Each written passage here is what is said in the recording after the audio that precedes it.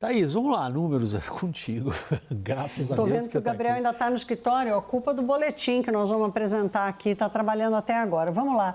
Olha, o governo apresentou hoje o chamado relatório bimestral de contas públicas, que traz ali uma previsão para o déficit e o encontro entre receitas e despesas. Pois bem, na conta entre receitas e despesas, sobrou um buraco de 28,8 bilhões de reais, que é exatamente o limite permitido para um déficit fiscal, ainda cumprindo-se a meta estipulada pela Lei de Diretrizes Orçamentárias, que é permitido pelo arcabouço.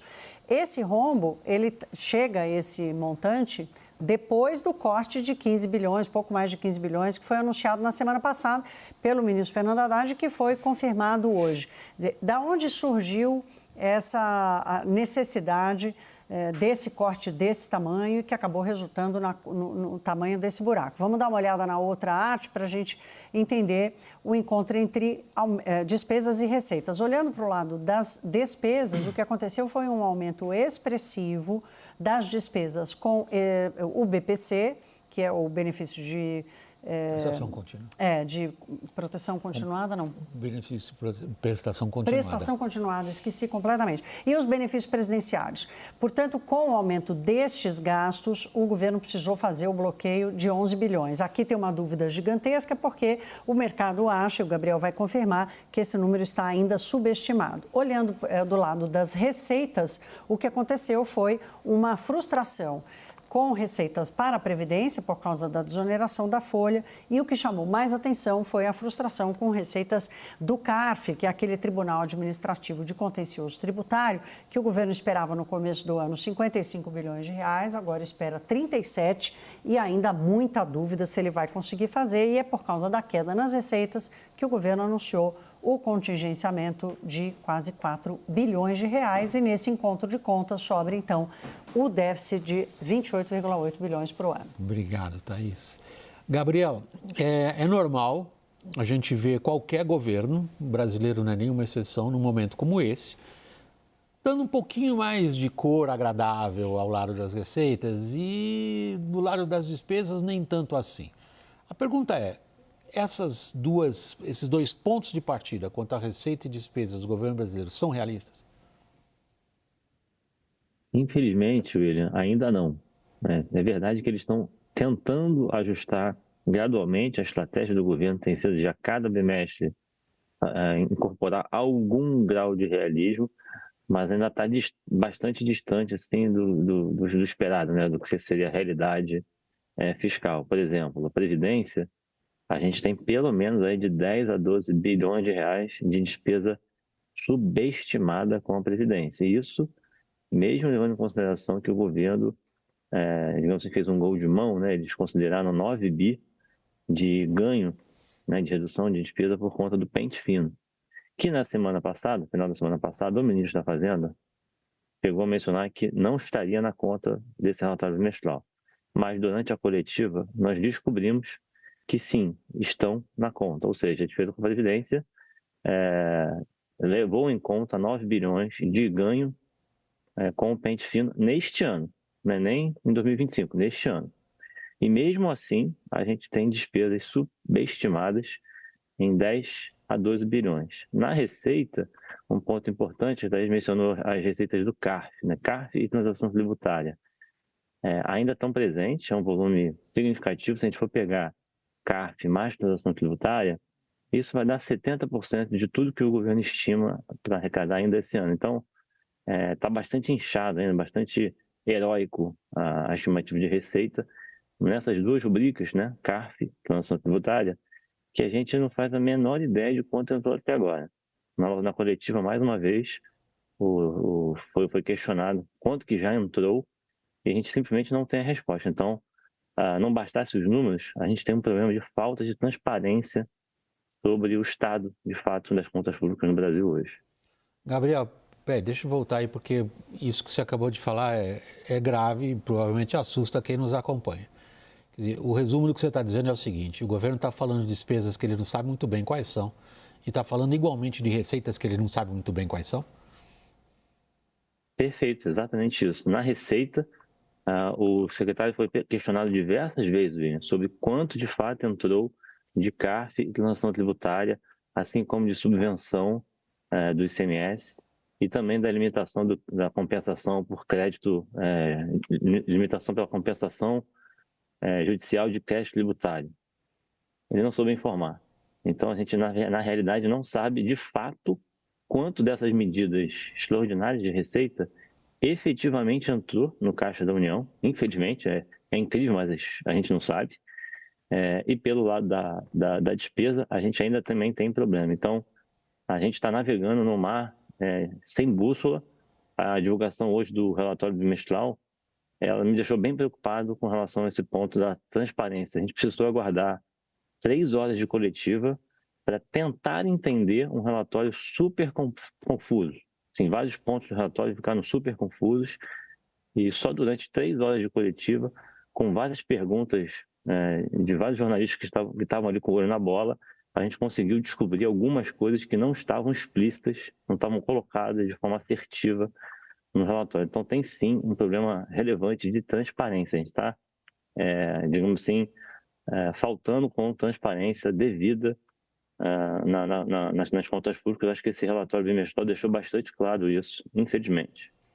Esse ponto da duração da coletiva é um ponto interessante, William, porque foram 3 horas, quase 3 horas de entrevista coletiva para uma rotina do Ministério da Fazenda há muitos anos, que é a divulgação desse relatório. Só que o relatório veio incompleto.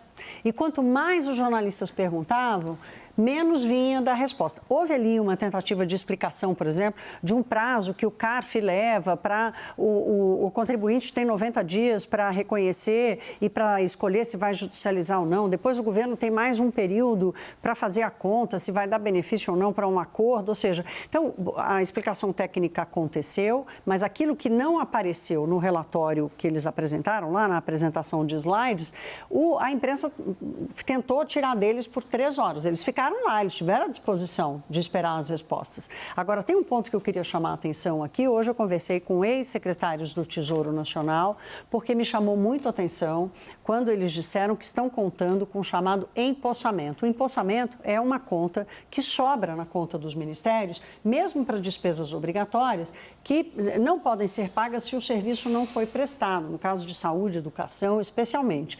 Essa conta de empossamento, ela fica na casa dos 18, 20, 21 bilhões de reais anualmente. Agora, nenhum secretário do Tesouro até hoje considerou o empossamento para cálculo de meta. Porque não é exatamente um ajuste fiscal, você não está fazendo gestão de contas. É dinheiro que você não despendeu. É dinheiro que você não gastou, quer dizer, você está descumprindo com a sua obrigação de gastar despesas ou cumprir despesas obrigatórias e isso, portanto, passa a fazer parte da conta para efeito de ajuste fiscal. Então, a comunicação não foi boa hoje. Qual é a postura política diante dessas, digamos, dessas observações feitas pelo Gabriel e pela Thaís? Número 1, Caio, e 2, o governo considera um risco o que aconteceu hoje? Não, William, eu tenho uma percepção, o Gabriel colocou isso no começo da fala dele, e eu noto isso, né? O Palácio do Planalto, centro do poder, sendo aos poucos convencido pela equipe econômica da necessidade de dar-se maior transparência e não ficar nem superestimando receita e subestimando despesa. Né? Eu acho que esse é um trabalho que vem sendo feito e tem avançado.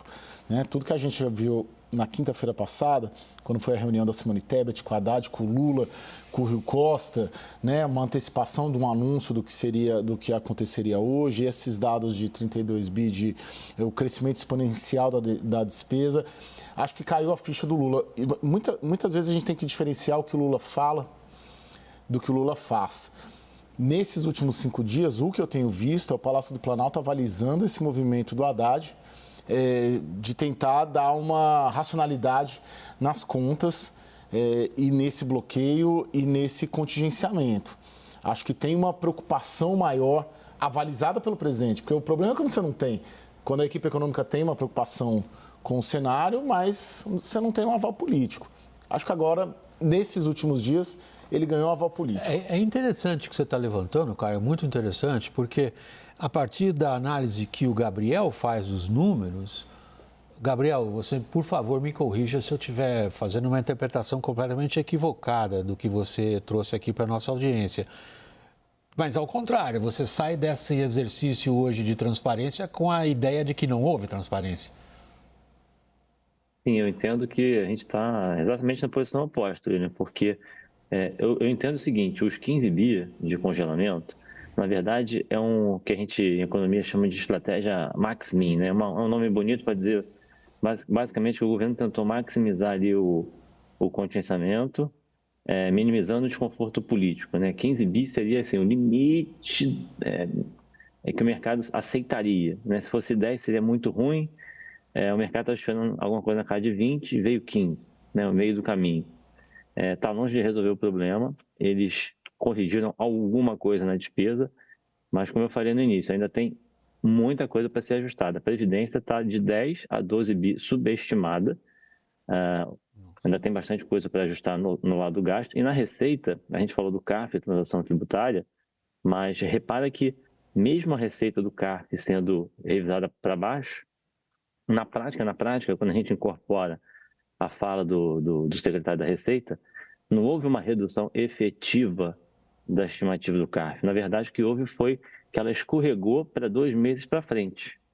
Então, a arrecadação que estava prevista para entrar em maio e junho não aconteceu, não entrou, por conta das paralisações da Receita Federal. E o que o secretário mencionou foi de que a projeção continua a mesma, só que esses 2 meses, maio e junho, que não entraram, eles vão entrar em janeiro e fevereiro do ano que vem. Então, é só um deslocamento temporal da arrecadação. Então, ainda tem muito problema, muito irrealismo fiscal no orçamento que foi atualizado, apesar de dar para reconhecer que, na margem, algum pequeno, né, marginal, ajuste foi feito, principalmente na Previdência e no BPC, porém, ainda está muito distante do que deveria ser feito. E aí, se você me permite, William, só pegar o gancho com relação ao empossamento, que a Thaís trouxe aqui para o debate, é muito pouco usual, de fato, isso acontecer. O empossamento acontece basicamente pelo dinheiro que sobra na boca do caixa, né? A gestão ali da boca do caixa. A gente nunca, na história, pelo menos que eu me lembre, das contas públicas, nunca ninguém usou a gestão do caixa para dizer que vai cumprir a meta que está no limite inferior, né? Isso é muito pouco comum de acontecer. E isso, na verdade, não é cumprir a meta, né? A meta, do ponto de vista orçamentário, a gente está no limite inferior, né? Mirando o pior nível de déficit, né? Que é os 28, são os 28,8. A gente está contando que algum empossamento vai levar a gente para alguma coisa em torno de 8 a 10 bi de déficit. Isso não é o correto, né? Não se faz gestão competente das contas públicas dessa forma. Não dá para contar com isso de fato para a gente fechar as contas que, sempre lembrando, é só para 24. Para 25, a meta também é de déficit zero e a gente tem um outro desafio que não demora muito tempo para bater na nossa porta. No final do mês que vem, o governo tem que enviar o orçamento de 2025.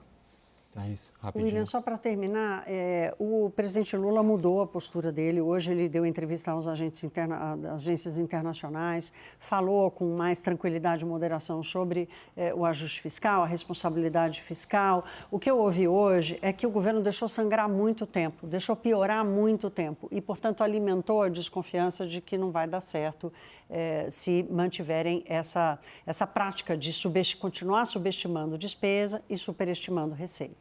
Thaís, Caio e Gabriel, licença de vocês para terminar agora voltando um pouquinho à questão lá dos Estados Unidos. Acaba de chegar aqui pela Reuters, pela Associated Press, a vice-presidente Kamala Harris, ela já superou o número de delegados necessários para ser ungida como nomeada pelo Partido Democrata para enfrentar Donald Trump no final do ano. De acordo com a Associated Press, ela conquistou agora o número de 2.200, deixa eu conferir aqui, sim, 2.214 delegados ela já tem dentro dela, portanto, tudo indica que a Convenção Nacional dos Democratas será apenas uma formalidade. A Kamala Harris, atual vice-presidente dos Estados Unidos, é a nomeada pelo Partido Democrata para enfrentar Donald Trump nas eleições presidenciais no final do ano.